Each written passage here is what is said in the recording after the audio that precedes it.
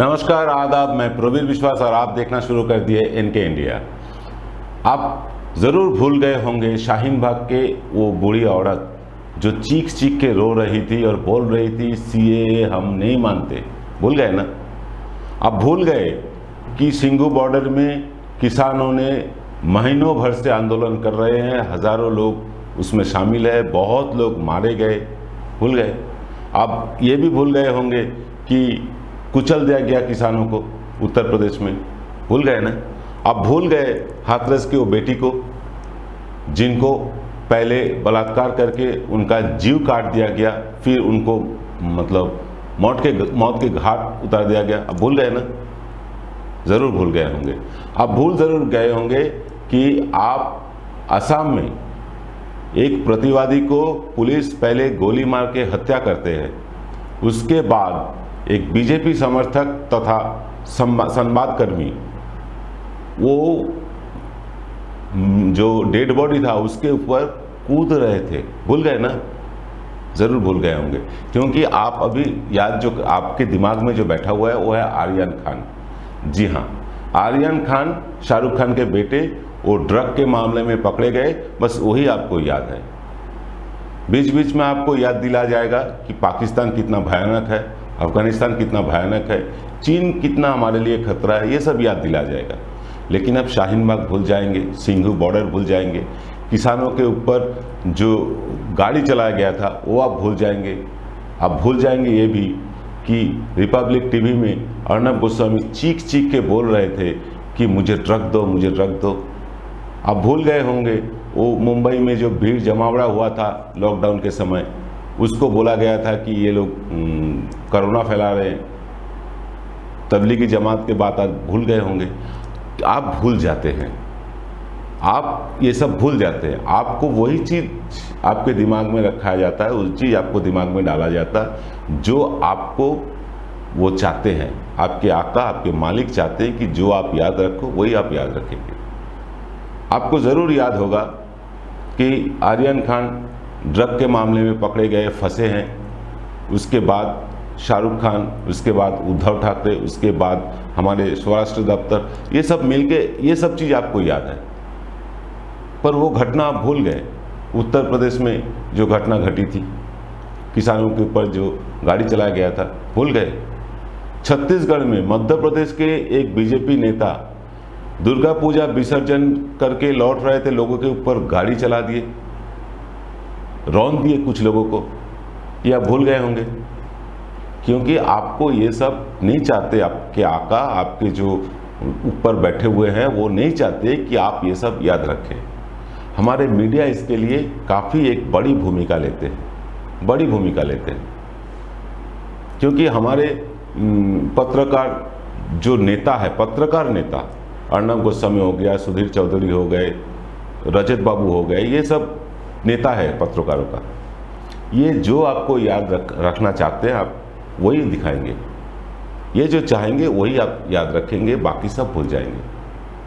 सुधीर चौधरी को, जी न्यूज़ के जो सुधीर चौधरी है, उनको याद है कि हमारे 2000 नोट में चिप है, ये उनको याद है। पर वो भूल जाते हैं सिंघू बॉर्डर में किसान मर रहे हैं, दम तोड़ रहे हैं।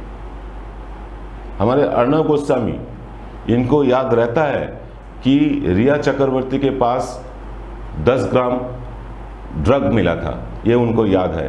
पर वो भूल जाते हैं गुजरात में अडानी का पोर्ट में हज़ारों टन ड्रग्स बरामद हुआ, वो भूल जाते हैं।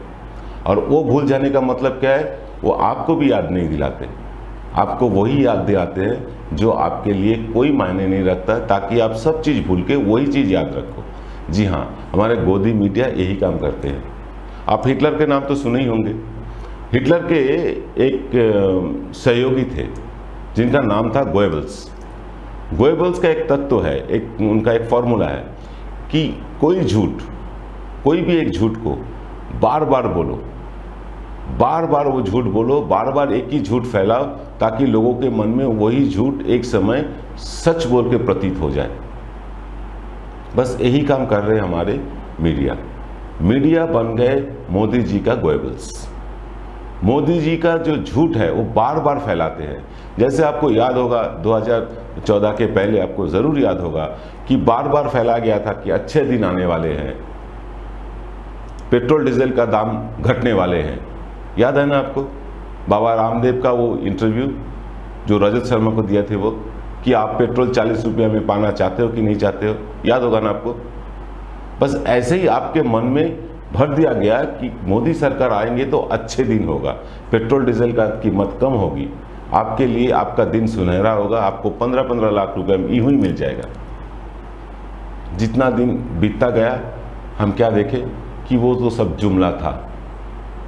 पेट्रोल डीजल का जो महंगाई है, जो दाम है, वो देश हित के लिए हम दे रहे हैं। हमारे देश का इतना खराब अवस्था है कि हम पेट्रोल डीजल में डबल दाम देके खरीद रहे हैं ताकि वैक्सीन मिले। आप अगर महीना में 10 लीटर पेट्रोल भरवाते हैं आपके गाड़ी में, तो कितना भरते हैं? आप जो भी भरते हैं उसका 50% पैसा जाता है गवर्नमेंट को, और उसी गवर्नमेंट वो पैसा से आपको वैक्सीन दे रहे हैं। ये तो हो गया गवर्नमेंट का बात।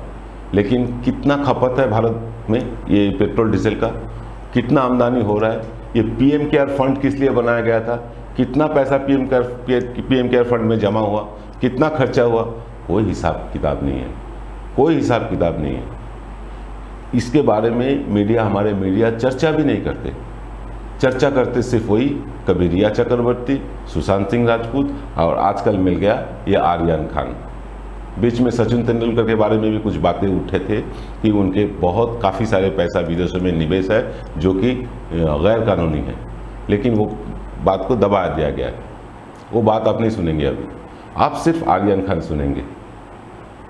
बंगाल में क्या हो रहा है? बंगाल में सारे चीज़ भूल गए लोग। शोभन और बैशाखी जो तृणमूल कांग्रेस के समय में जो मेयर थे कलकत्ता कॉरपोरेशन के, उसका जो मेयर थे वो शोभन चट्टोपाध्याय और उनके गर्लफ्रेंड बैशाखी बंदोपाध्याय, इनको लेके चर्चा, ये नाच गाना कर रहे हैं, बंगाली लोग देख भी रहे हैं।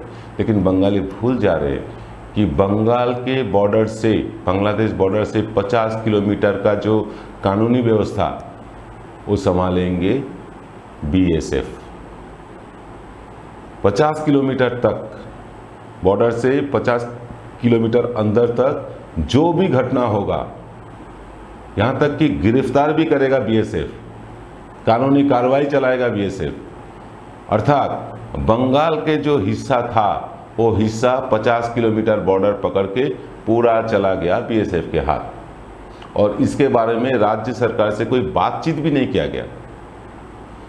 क्या कहा जा रहा है कि ये हमारे सुरक्षा के लिए बहुत ज़रूरी है। अच्छा, बांग्लादेश बॉर्डर सुरक्षा के लिए बहुत ज़रूरी है, मानते हैं। नेपाल बॉर्डर नहीं है। नेपाल तो हमारे कुछ जगह छीन के ले लिए, अपना मैप भी बदल दिए।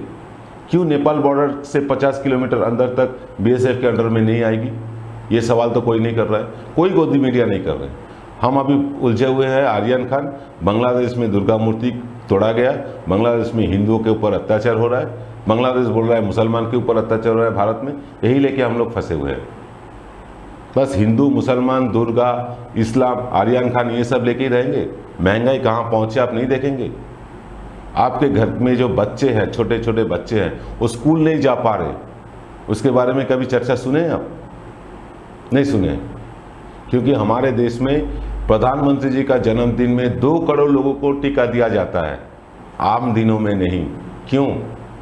2 करोड़ टीका अगर प्रधानमंत्री जी का जन्मदिन में दिया जा सकता है तो बाकी और दिनों में क्यों नहीं दिया जा सकता?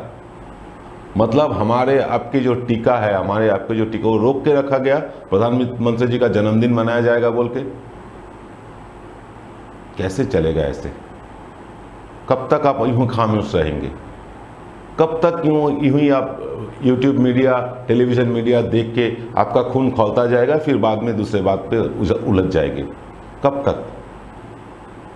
आप प्रतिवाद नहीं करेंगे, प्रतिरोध नहीं करेंगे, बस फेसबुक में, ट्विटर में, इंस्टा में कुछ लिख दिए 2 लाइन, बस आपका प्रतिवाद खत्म। उतरेंगे नहीं सड़क पे। अभी समय आ गया सड़क पे उतरने का। महंगाई कम करने के लिए सबको, सभी दल को उतरना चाहिए, लेकिन कोई भी दल इसके बारे में इंटरेस्टेड नहीं है।